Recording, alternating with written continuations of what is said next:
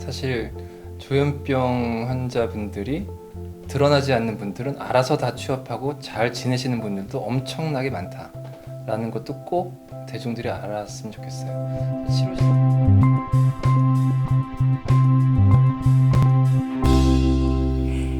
대한신경정신의학회 공식 채널입니다.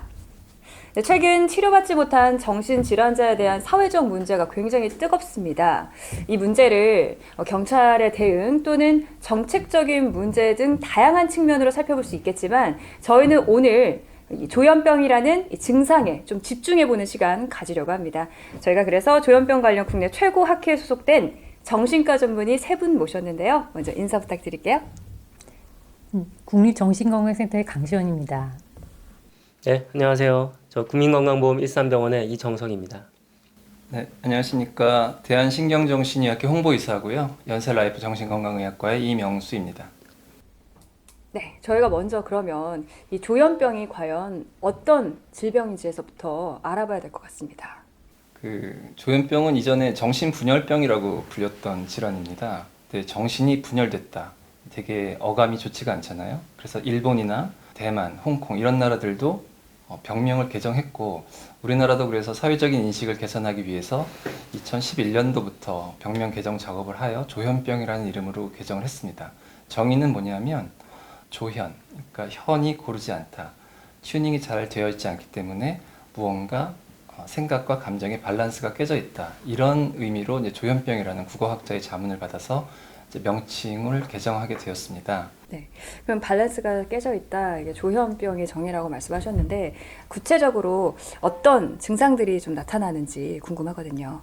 네, 조현병은 발생 원인이 뇌에서의 신경전달 물질의 불균형 때문에 발생하는 거거든요. 그래서 가령 예를 들면 대표적으로 뇌 안에서 도파민이 항진되면 흔히 알려져 있는 환각이나 망상 증상이 발생하게 되는 겁니다. 그래서 특히 뭐 남이 나를 괴롭힌다 이런 피해 망상을 갖게 되거나 남한테 들리지 않는 소리를 들으면서 그 소리랑 대화를 나눈다든지 이런 증상이 대표적으로 나타날 수 있습니다.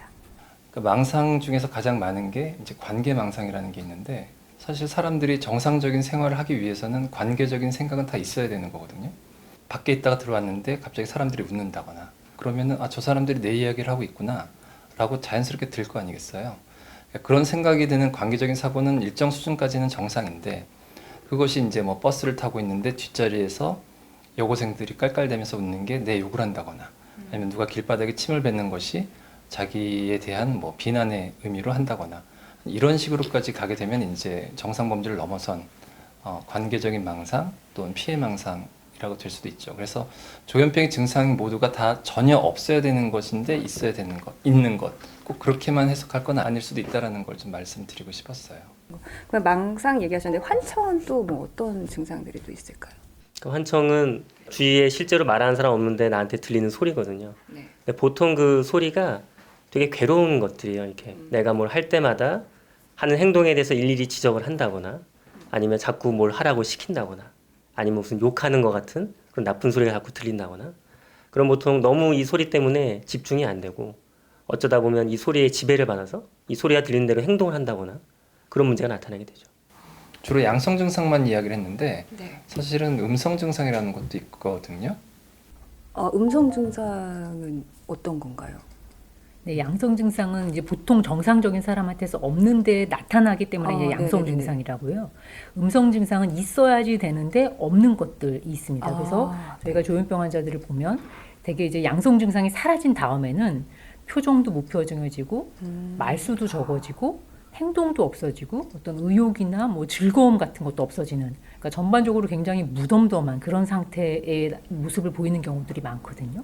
그런 경우에는 이제 음성 증상이 두드러졌다고 볼 수 있습니다. 극과 극으로 반대로 가는 현상인 것 같은데요. 제가 보기에는. 그렇죠. 그러니까 어떤 한 환자에게 여러 가지 모습이 있을 수 있어요. 그래서 저희가 이제 진단을 할 때는 보통 이제 핵심적인 증상 5가지를 꼽아서 5가지 중에 이제 두 가지가 어느 정도 이상 충분한 심각도로 있다고 하면 이제 조현병으로 진단하게 되죠. 그 5가지 궁금한데요. 5가지가 이제 망상, 환각, 그거 외에도 음성 증상 또 그리고 와해된 언어, 그다음에 와해된 행동이나 긴장적 행동. 이 5가지 중에 2가지가 있으면 우리 조현병이라고 생각을 합니다. 와해된 언어는 뭐죠? 이렇게 말이 논리가 깨지는 거예요. 단어와 단어가 연결이 안 되는 경우도 있고 가장 심각한 경우고요. 구와 구가 연결이 안 되는 경우도 있고 그다음에 절과 절이 연결이 안 되는 경우도 있어요. 그래서 이야기가 어떻게 흘러가는지 쭉 얘기가 정확히 진행되지 않고 자꾸 옆으로 벗어나가는 거죠. 쉽게 얘기하면 횡설수설한다라고 볼 수도 있겠죠. 도대체 무슨 말을 하려는지 논리적으로 이해가 안 된다. 네, 그러면 조현병의 그런 환각, 망상, 환청 이런 거 말고 파생된 다른 증상들이 또 있을까요? 병이 생겼다라는 것을 알게 되면 우울해지기도 합니다. 그 양성 증상에서 회복되고 나서 아 내가 병에 걸렸구나 라는 생각 때문에 우울해지기도 하거든요. 그걸 이제 정신병적 증상 이후의 우울증이라고 얘기를 하는데 그런 우울도 느낄 수가 있고요. 또 강박 증상도 같이 동반되는 경우들도 많아요. 강박증이라고 하면 그러니까 불안을 감소시키기 위해서 계속 어떤 특정한 행동을 반복하는 증상 같은 거. 예를 들면 예전에 기억나는 분이 바지 지퍼를 올리는데 한 번에 올릴 수가 없어요. 꼭 자기가 올려야 되는 타이밍이 딱 돼야만 딱 올릴 수가 있거든요. 근데 그분이랑 한번 어디 환자분이랑 같이 여행을 갔었는데 화장실에서 나오질 못하는 거예요. 올려야 되는 타이밍을 못 잡아서. 그런 것들이 이제 대표적인 강박 증상이거든요. 그런 강박 증상 같은 것들도 같이 동반될 수도 있고 사실 모든 정신과적인 다른 증상들도 조현병이 같이 동반될 수는 있습니다. 조현병이 예전에는 치료받지 않으면 치매 환자처럼 된다 그래서 이른 나이에 발생하는 조발성 치매라고 불린 적도 있거든요. 그래서 조현병을 적시에 제대로 치료하지 않으면 치매처럼 인지 기능이 많이 망가지는 경우도 있습니다. 이런 문제들이 그러면 일상생활을 하는데 많은 불편함을 좀 초래할 것 같거든요. 생활에 있어서 어떤 문제들이 좀 발생할 수 있을까요? 네, 그러니까 아까 말씀드린 그런 환청이나 망상 같은 양성 증상이 이제 생기게 되면 가족들이 보기에는 전혀 터무니없는 생각이고 뭐 그런 소리가 들리지 않는다고 딱 잡아떼지만 환자한테는 실제로 들리는 소리고 실제로 벌어지는 일입니다. 그래서 현실 세계랑은 괴리된 그런 생각에 자기만의 생각에 고립되게 되겠죠. 그러다 보면 자기를 괴롭히는 사람을 찾아가서 따지기도 한다든지 왜 자기를 괴롭히냐면 해코지를 하기도 한다든지 뭐 이런 그러니까 공격적인 언행이 나타나는 경우들도 있을 수 있습니다. 그래서 대부분의 환자들이 사실 병을 겪고 나서 뭐 학교를 다니던 친구들은 학교를 그만두는 경우가 많고요. 직장을 다니던 분들 직장을 그만두고 사실 다시 이제 재취업을 한다거나 그런 경우 사실 상당히 어렵습니다. 뭐 취업, 직장, 학교 뭐 이런 얘기도 하셨지만 지금 우리가 굉장히 부정적인 면들을 주로 보고 있는데 조현병 환자분들이 드러나지 않는 분들은 알아서 다 취업하고 잘 지내시는 분들도 엄청나게 많다라는 것도 꼭 대중들이 알았으면 좋겠어요.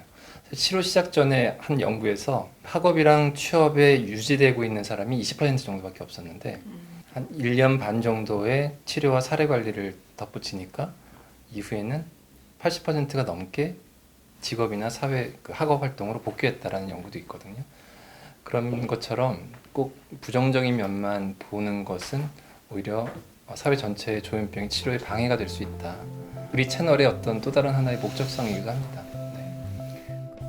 이상 대한신경정신의학회 공식 채널에서 알아본 조현병에 대한 정의와 증상이었습니다.